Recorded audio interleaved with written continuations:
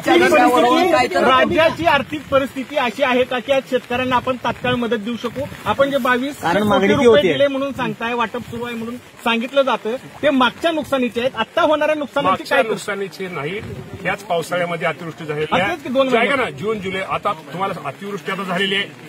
या सोलापूर जिल्ह्याचा जर विचार करायचा तर जवळजवळ ह्या महिन्यामध्ये तिथं जास्त नुकसान झालेलं आहे. त्यामुळे आता पाऊस पडल्याशिवाय, पंचनामा झाल्याशिवाय, अहवाल प्राप्त झाल्याशिवाय आपल्याला काय करता येणार नाही. पण आपण अर्जंट आपल्याला जे आहे कलेक्टरकडे जे पैसे असतात त्या बाबतीमध्ये येणाऱ्या 2 दिवसामध्ये आपल्या सर्वांना जी मदत आहे ती शेतकऱ्यांना मदत देण्यात ओला दुष्काळ जाहीर झाला पाहिजे.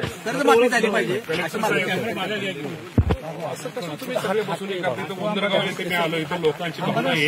या लोकांना तुमच्याकडून जी मदत ताबडतोब सीएमने जाहीर केली ते तुम्ही इथं लोकांना का मदत करत नाही? अजून का ती मदत पोहोचली नाही? तर लोकांचा उद्रेक भरपूर आहे. इथं लोकांचा सोबत नाही सर. आता तुम्ही बरं का टेबला बसली, तुमची प्रांत कुठे आता? प्रांत इथं मॅडम नाही तर तहसीलदार इथं कुठं? ठीक आहे, तहसीलदार ह्याला गेले कुठेतरी.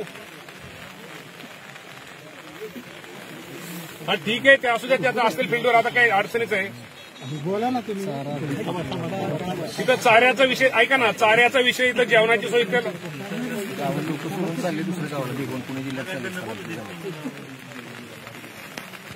उद्या मात्र सगळ्यांना चारा साहेब मिळेल असं करा सगळ्यांना, कारण चाऱ्याची सगळ्यांची अडचण महत्वाची. आणि आता जेवणाचं बऱ्यापैकी झालंय. चाऱ्याचाच विषय, जेवणाची त्यांनी जेवणाची सोय सगळ्या ग्राम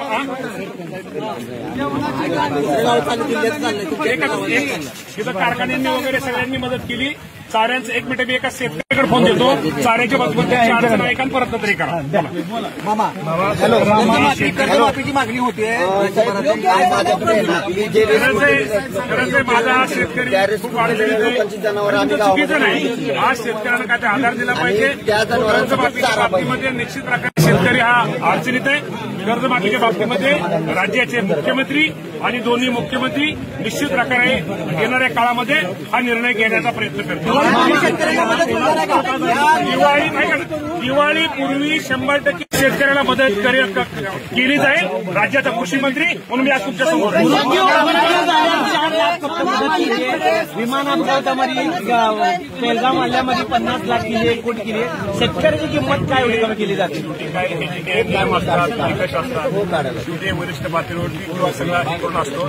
त्या बाबतीमध्ये निश्चित प्रकारे आता ह्यातून शिकवलंय मला या माध्यमातून निश्चित प्रकारे आपल्या सगळ्यांना सांगायचं की आज हे नदी काठच्या असेल, वाड्याकाठचं असेल, हे काही गोष्टीमध्ये आता आम्हालाच दुरुस्ती करावं लागतील. अतिक्रमण आमचं आहे का कुणाचं आहे किंवा कुणी काय केलंय किंवा त्या बाबतीमध्ये काय केलं पाहिजे हे निश्चित प्रकारे आम्हाला शिकावं लागेल. निश्चित प्रकारे हे सरकार शेतकऱ्यांच्या बरोबर आहे.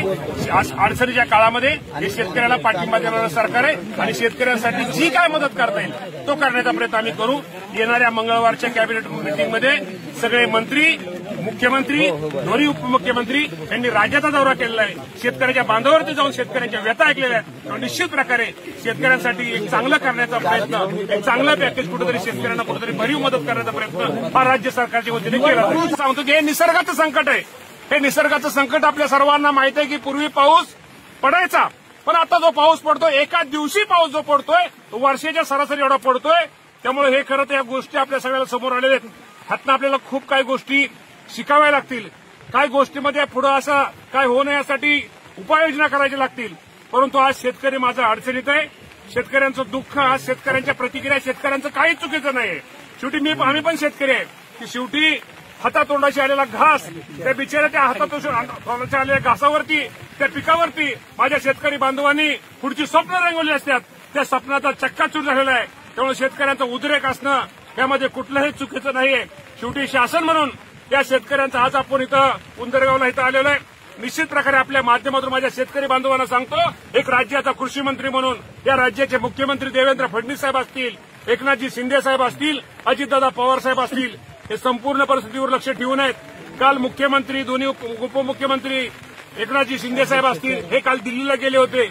हे दिल्लीला फक्त शेतकऱ्यांना चांगल्या प्रकारचं कुठेतरी एक काहीतरी पॅकेज मिळावं, आज जो शेतकरी अडचणीत त्या शेतकऱ्याला काहीतरी मदत मिळावी त्यासाठी ही सगळी मंडळी काल दिल्लीला गेली होती. निश्चित प्रकारे आज या 4-5 दिवसामध्ये सगळे मंत्री, हे प्रत्येक जिल्ह्यामध्ये जे पालकमंत्री ते प्रत्येक तिथं जिथं अतिवृष्टी आहे तिथे जाऊन ते पाहणी करतायत आणि त्यांना निश्चित प्रकारे गांभीर्य आलेलं आहे. आणि आज इथं या गावामध्ये आम्ही पण आलेलो आहे. या माध्यमातून आपल्याला एवढं सांगतो की निश्चित प्रकारे शासनाच्या माध्यमातून जी नुकसान भरपाई आहे ती नुकसान भरपाई लवकरात लवकर पंचनामे आज आम्ही करण्याचा प्रयत्न करतोय. जेवढं आज पाऊस अजून थांबलेला नाही, पण पाऊस थांबला की 10 दिवसाच्या आत पंचनामे सगळे पंचनामे संपून 10 दिवसाच्या आत किंवा दिवाळीच्या पूर्वी माझ्या शेतकरी बांधवांना सगळी मदत दिली जाईल. आणि त्यानंतरही उद्या मंगळवारी दिल्लीनंतर अजून काही शेतकऱ्यांसाठी ज्या काही नवीन काही गोष्टी येतील ते शेतकऱ्यांना पोहोचवण्याचा प्रयत्न करता येतील. निश्चित प्रकारे इथं जेवणाची गैरसोय, काही ठिकाणी राहण्याची गैरसोय, जनावरांचा चाऱ्याचा प्रश्न आहे. मी स्वतः आता कलेक्टरला बोललेलो आहे. मी कलेक्टर साहेबांना आणि आता सांगतो त्यांना सांगतो चाऱ्याचं जेवणाचं पण ताईंनी सांगितलं. मला वाटतं बाकीच्या आपल्या कारखान्यांनी पण इथं चांगल्या प्रकारची सोय इथं कारखान्यात जेवणाची सोय केली आहे. चाऱ्यांचा विषय या बाबतीमध्ये निश्चित प्रकारे तुम्ही कलेक्टरांना आताच कलेक्टरांना फोन लावा जरा कलेक्टरांना मामा मामा हे सगळं